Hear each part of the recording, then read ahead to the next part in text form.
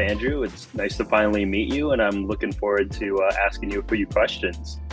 So I'll start it off. How do you deal with stress?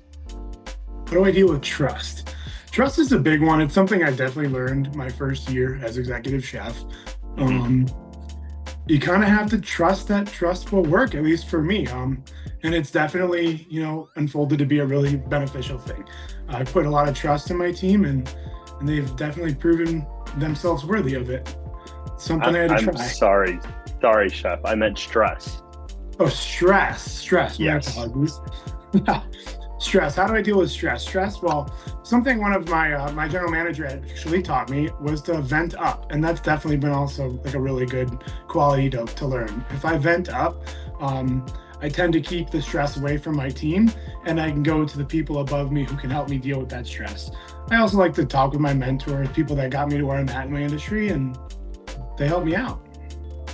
That's amazing. Yeah, I don't know if I'm supposed to answer, but I'll answer the question as well. Maybe we go with that too. So I call my friends every day, people in the industry. So before going to work and after going to work, because I have about a 30-minute commute.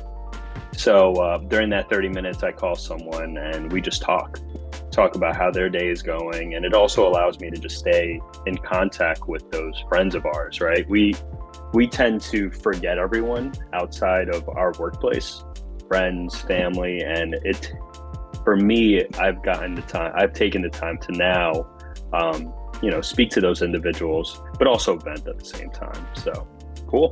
Cool. Your turn. All right, Chef. Well, my question for you would be, what was one of the hardest challenges you faced as a chef in your first year? That was, so I came to the club, I think I just turned 28, and the club was at disarray. We didn't have a focus yet. They wanted me to come in and change everything immediately, and that was what I was given the task. I was on the culinary Olympic team at the time, so I was juggling a lot. And, coming in, I had worked at a fine dining city club, so I just knew of high standards, high execution, and team members that cared. Not saying that the team members at the time did not care. It was just a different level of understanding of what that meant. So coming in, I tried to task and do everything all at the same time. And also the executive sous chef at the time put in her week's notice. So I was left with no knowledge of the establishment, and I was just trying to get my feet wet. So I was putting in 120 hours a week, trying to manage and figure it all out, including the financials, which I was not used to doing in the past. And, it was a hard juggle. But as time went on, I was eventually able to find really good team members that allowed me to do a lot of the back end stuff first. And then I began, and then COVID hit. So unfortunately for a lot of other people, COVID was a tough time. It allowed me to actually take a step back at the club and focus on a lot of the little details that I was missing my first year, or it wasn't even a first year at that point. I was still in my first year, but still figuring it all out. And I was able to do one thing at a time and accomplish those tasks. So how about yourself? Yeah, I think one of my biggest challenges was, I had the unique opportunity to grow within my company. So I started from bottom level sous chef and worked my way up. And after about 3 years, I took over as executive chef, which is what I just finished my first year in as now. One of the hardest challenges is just growing to that opportunity and learning a lot of the things you don't always learn when you're a sous chef. You do deal with some small financials as a sous chef, as an executive, as banquet and whatnot, but you really don't deal with all of those financials until you finally take over. And so really trying to learn, trying to grow and turn them into what works for me tended to be one of my biggest struggles, but definitely a fun challenge. I won't say it wasn't. I enjoy that kind of stuff. So, yeah. Man, it was not fun for me at all. I mean, I remember calling, people on the team every day, Gerald Ford, Scott Camp, like my mentors, my coaches, and I was exhausted. I mean, that having that commitment plus juggling a new job, oh my God, I don't miss it at all. I'm glad I Cool. understand them now. Yeah. Well, it was great. It allowed me to become who I am today. And so, which leads me to my next question. For those that are entering the industry, what advice could you give them on handling and relieving stress? A lot of individuals in our industry tend to go to alcohol or drugs. What are some things that you do outside, that helps you? Well, I think that's a really good point because we have a lot of people coming in the industry now. I don't have exactly all of those challenges, but for what my new cooks kind of are and what they're doing when they're coming in, my advice to them is to always just chat with me. I'm here, I'm a friend, I want to talk to you, and I want to get to know who you are, and I want to work side by side with you, and I want everybody to be happy.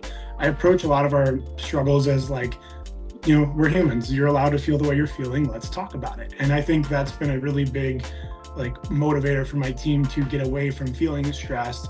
Big motivator for the new team to get away from feeling stressed as well, to feel like, wow, well, Chef's got my back, and if I have to just go chat with him, I can.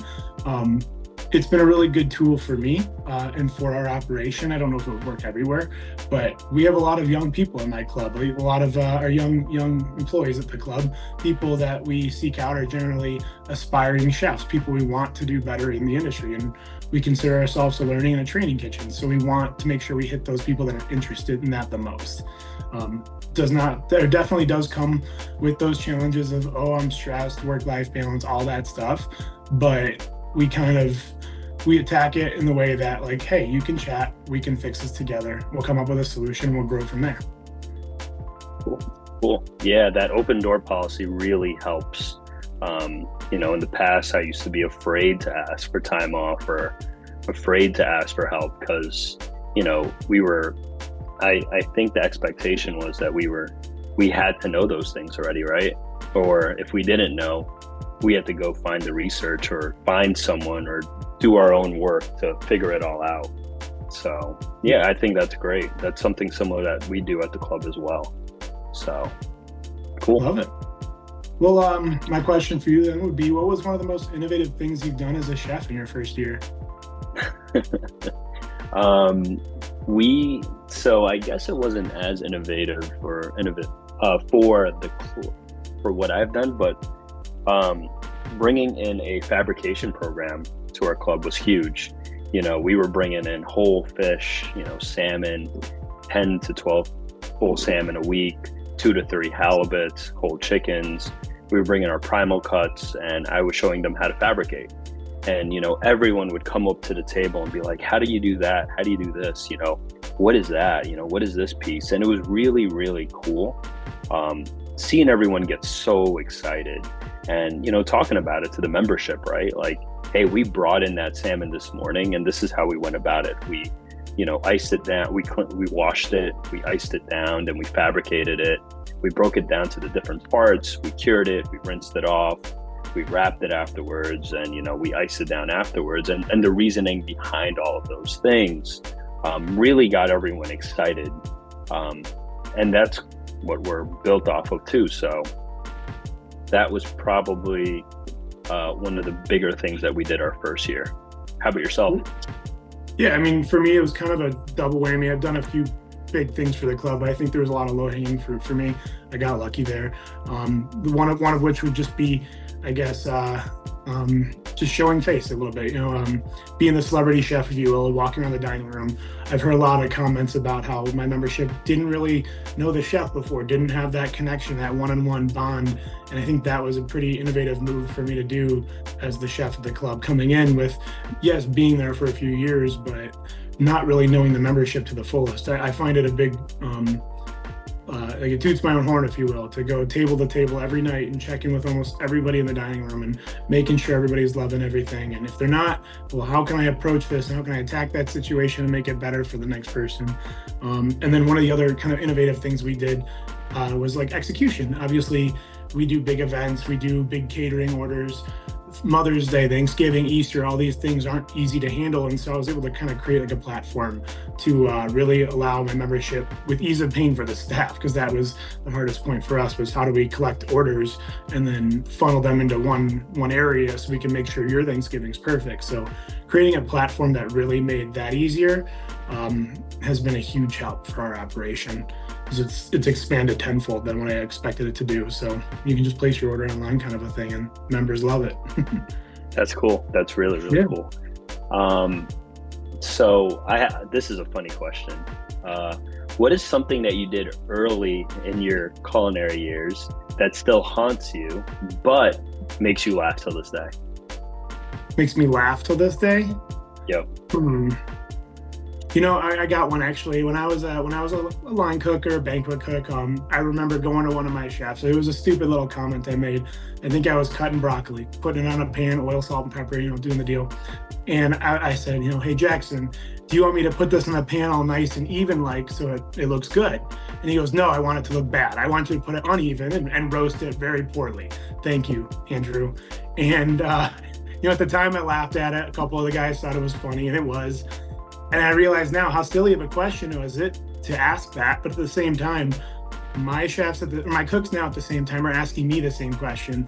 And it does make me go back to that day of where, I learned a little lesson in that comment he gave me. And although it was something good to laugh at, it was funny.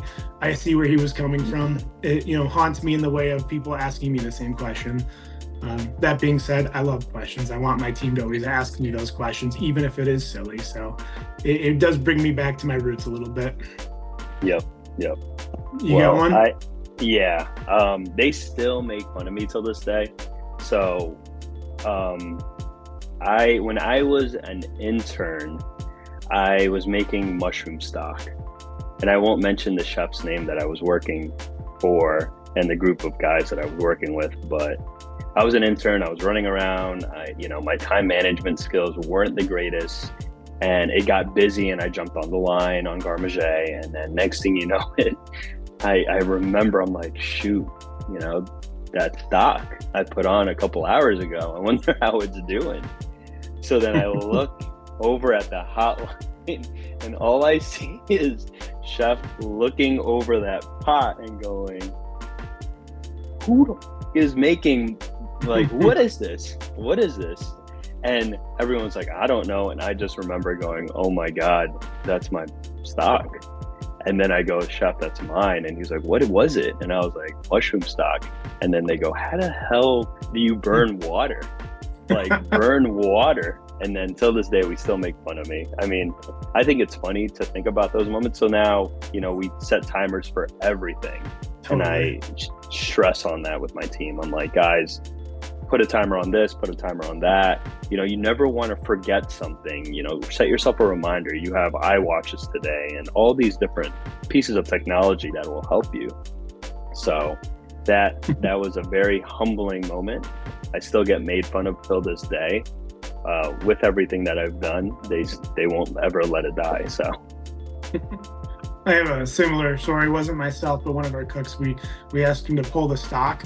And so he did just that, right into the floor drain, and drained all of it after a 48-hour slow churn. Just wasted every drop of it. And then we caught him, and we're like,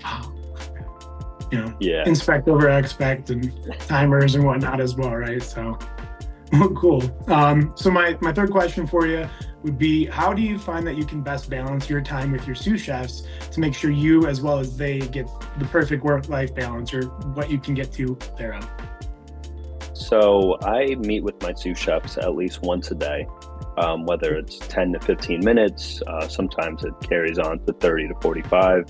But every day I meet with every single one of them, and there's 3 of them, and we just talk. We talk about, how are they doing?